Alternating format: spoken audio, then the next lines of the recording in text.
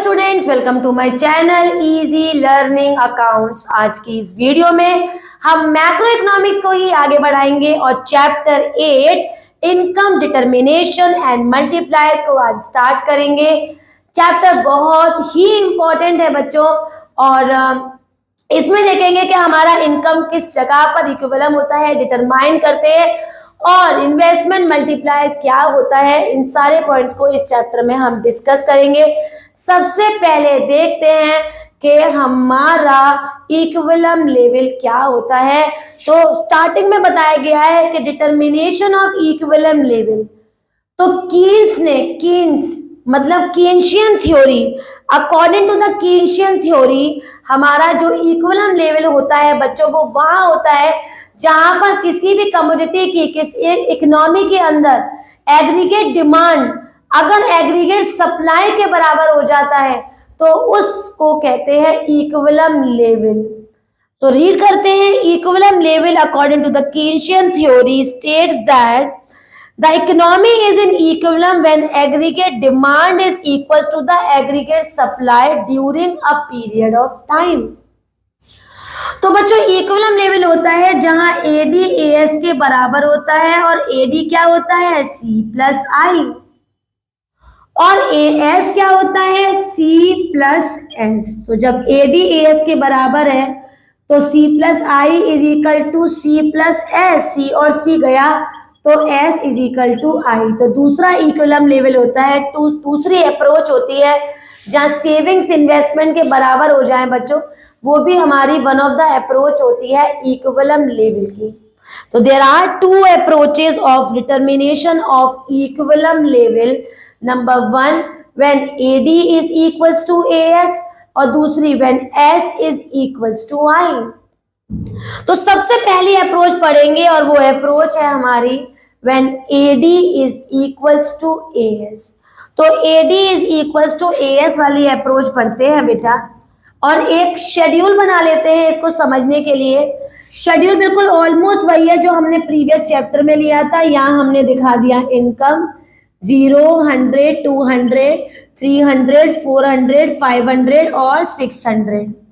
यहाँ पर कंजप्शन का C दिखाया, पहला दिखाया 40 और 80 का डिफरेंस, ये हो गया हमारा 120।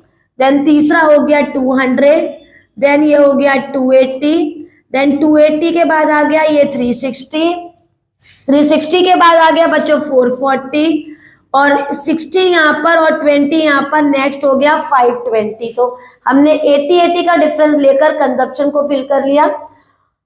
मान लेते हैं कि मान लो हमारी जो इनकम अगर 0 है और कंजप्शन हमारा 40 है, तो हमारी सेविंग्स हो जाएंगी माइनस की 40, माइनस 20, 0, 20, 40, देन 60, देन 80।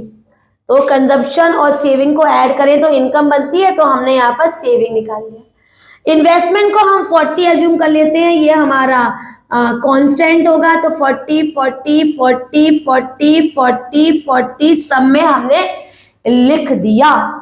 तो हमें पॉइंट क्या निकालना है, हमें निकालना है इक्विलिब्रियम लेवल जहां AD AS के बराबर हो। तो अब निकाल लेते हैं बच्चों, AD और AD का फॉर्मूला होता है C प्लस आई, AS निकाल लेते हैं और उसका फॉर्मूला होता है C प्लस S। और यहाँ पर हम देखेंगे कौन कौन से सिचुएशंस आ रही हैं, तो देख लेंगे यहाँ पर भी। तो AD को C प्लस आई को ऐड करेंगे तो 40 और 40 हो गया हमारा 80, देन ये हो गया बच्चों 160, देन इन दोनों को ऐड किया 240, देन इन दोनों को ऐड किया ये हो गया हमारा 320, देन इसको ऐड किया 400, अगेन इनको ऐड किया 480, एंड इन दोनों को ऐड किया तो ये आ गया 560। C प्लस S कर लेते हैं बच्चों, ये हो गया हमारा नील, देन इसको एक आया 100, ये आ गया 200, 300, 400, 500, 600 बच्चों। तो 3 फेजेस हमें नजर आ गए। पहला फेज था बेटा हमारा यहां से लेकर 300 तक। यहां पर क्या था हमारा AD ग्रेटर देन है AS से। इस फेज में क्या नजर आया, AD AS के बराबर है। और लास्ट फेज में हमें नजर आया AD is less then AS, that is AS is greater then AD। तो शेड्यूल बनाया और शेड्यूल में हमने बताया कि इन द 40 जो एम्प्लॉयमेंट लेवल है 40, अगर मैं इसको एम्प्लॉयमेंट लेवल की यूनिट मार्क कर दूं एम्प्लॉयमेंट लेवल, तो यहाँ पर हमारा अगर एम्प्लॉयमेंट लेवल 0 है, 10 है, 20 है, 30 है, 40 है, 50 है और 60 है। तो when the employment level is 40, the economy is in equilibrium where AD is equals to AS। और इसके अबव 3 क्या है? Demand is more than supply. ठीक है बेटा, फिर it is equals, that is equilibrium, और लास्ट में क्या है? Aggregate demand is less than aggregate supply. तो दिस इज द शेड्यूल। और अगर इस शेड्यूल को अगर आप डायग्रामेटिकली रिप्रेजेंट करेंगे बच्चों, तो कुछ इस तरह से रिप्रेजेंटेशन होगा, क्योंकि AS तो हमारा एज यूजुअल 45 का एंगल होगा, AD हमारी ऑटोनॉमस कंजप्शन दिखाते हुए होगी, और ये जो पॉइंट होगा ये हमारा इक्विलिब्रियम पॉइंट है, जहां पर AD AS के बराबर है। यहाँ पर एग्रीगेट डिमांड और सप्लाई हमने OY एक्सिस पे दिखाया है, और OX एक्सिस पे हमने इनकम दिखाया है, एम्प्लॉयमेंट दिखा सकते हैं, आउटपुट दिखा सकते हैं, जिसके भी साथ हम उसे कंपेयर कर रहे हो। तो this is the diagram and schedule of equilibrium level of AD is equals to AS। अगर S और I का अप्रोच दिखाना है तो हम कुछ इस तरह से दिखाएंगे, देख लेते हैं। मैंने सिर्फ AD और AS को गायब किया है यहाँ से, और अब देखिए आप लोगों को AD और AS का भी अप्रोच दिखेगा। यहाँ पर देखिए बेटा, यहाँ तक की यूनिट में क्या हो रहा है? यहाँ तक की यूनिट में हो रहा है I is investment is greater than savings. यहाँ पर हमारी investment is equals to savings, that is equilibrium level का अप्रोच है। और यहाँ पर बेटा savings is greater than investment. तो ये हमारा तीसरा फेज है किसका? इक्विलिब्रियम लेवल की। कौन सी अप्रोच का? वह saving is equals to investment. तो इसके लिए भी हमने शेड्यूल बनाया, शेड्यूल वही था बच्चों, बस मैंने AD AS हटा दिया। तो यहाँ पर भी 3 अप्रोच, 3 फेजेस आए, और पहला फेज हमने देख लिया। अगर हम इसका डायग्राम प्रेजेंटेशन करेंगे तो कैसे करेंगे देख लेते हैं। इसका प्रेजेंटेशन देखते हैं कैसे होगा। इसके लिए हमें 2 ग्राफ बनाने पड़ेंगे, नंबर 1, नंबर 2। यहाँ पर बच्चों हम सेविंग दिखा रहे हैं, और यहाँ पर हम कंजप्शन दिखा रहे हैं, या इन्वेस्टमेंट C और I भी दिखाएंगे। एग्रीगेट डिमांड, एग्रीगेट डिमांड के लिए हमने ये AD बनाया, ये आ गया हमारा AS।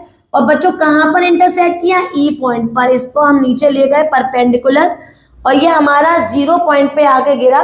और गिरा क्या? ये हमें इसे गिराना है इन्वेस्टमेंट पे आके, और इन्वेस्टमेंट बच्चों हमने पैरेलल ले ली, क्योंकि यहाँ पर इन्वेस्टमेंट हमारी कांस्टेंट है 40। तो मान लो अगर ये हमारी इन्वेस्टमेंट है और ये यहाँ पर आके गिर रही है, तो इस पॉइंट पे हमने गौर किया कि यहाँ से अगर हम एक SS कर्व बना लें, SS कर्व बना लें, तो SS कर्व में ये जो हिस्सा है ये जिस सेविंग्स है, ऊपर वाला हिस्सा सेविंग्स है। तो ये S हमारा I पे जहां पर भी इंटरसेक्ट कर रहा है, यहाँ पर हमारी सेकंड अप्रोच दिखती है, जहां पर S is equals to I। तो आपको एक्सप्लेन कैसे करेंगे? In the OX axis aggregate demand and aggregate supply is shown,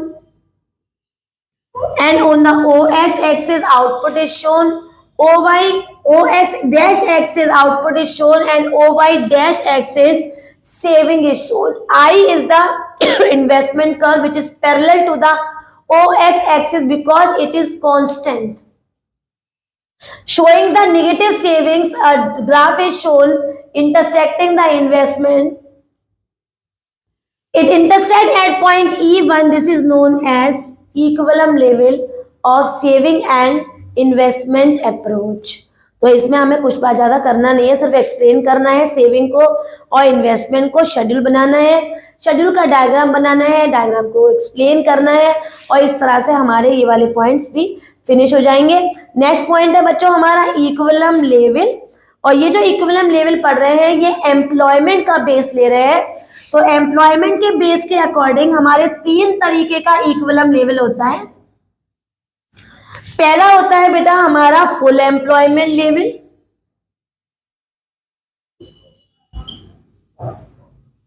दूसरा होता है ओवर एम्प्लॉयमेंट लेवल,